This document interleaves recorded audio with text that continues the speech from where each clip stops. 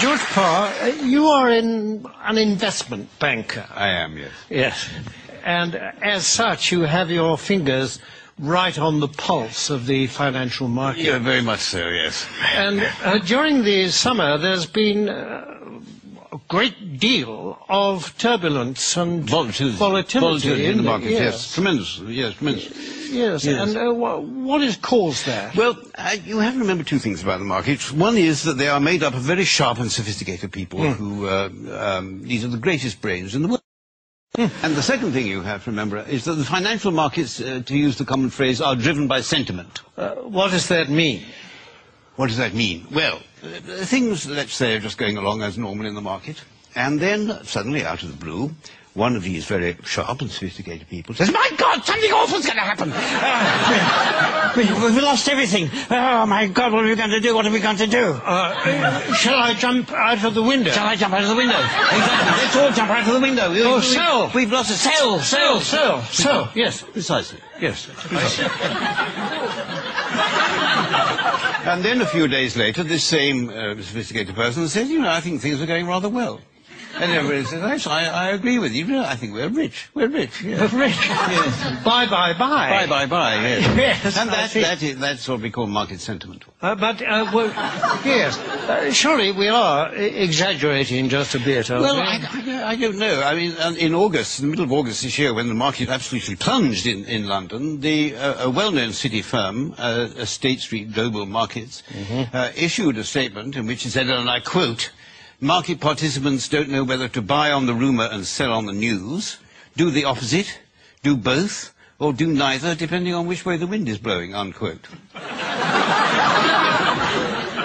Yes, and this is the kind of rigorous analysis that companies will pay huge salaries for. Yes, exactly. And a few days later, when the market had gone up a little bit, the senior equities advisor on ABM Ambrose Morgan said, and I quote, "We're back to happy days again."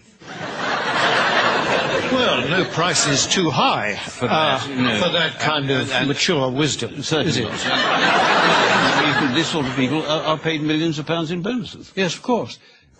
During this summer, there have been actual causes behind the volatility in the markets, haven't there? I mean, specifically and especially in America, granting vast numbers of mortgages to people who can't afford them on properties which are diminishing in value. It's the so-called subprime situation, yes. The subprime market. Yes. How does that work, in fact? Well, imagine, if you can, say, an unemployed black man sitting on a crumbling porch somewhere in Alabama in his string vest, and a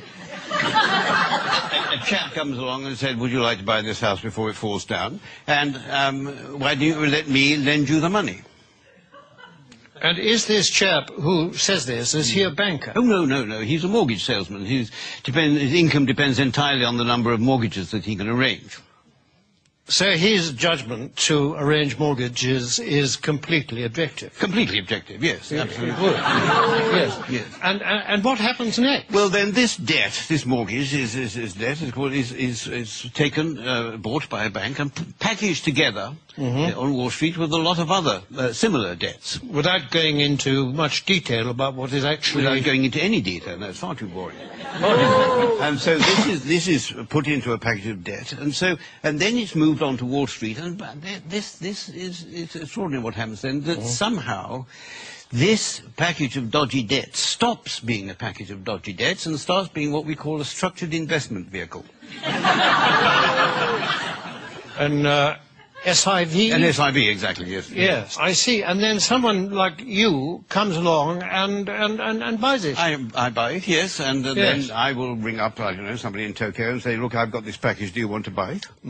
And they say, "What's in it?" And I say, "I haven't got the faintest idea." And they say, "How much do you want for it?" And I say, $100 million, and then they say, "Fine, that's it." And that's the market.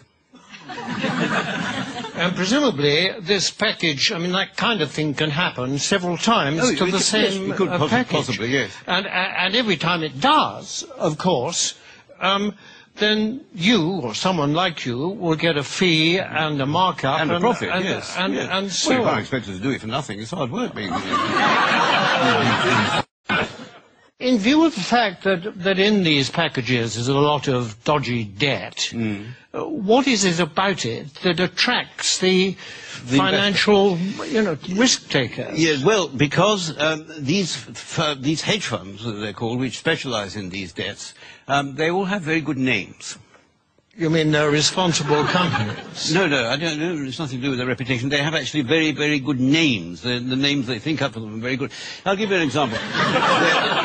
There's a very well-known American Wall Street firm called Bear Stearns, who have two of these hedge funds which specialize in these mortgage debts.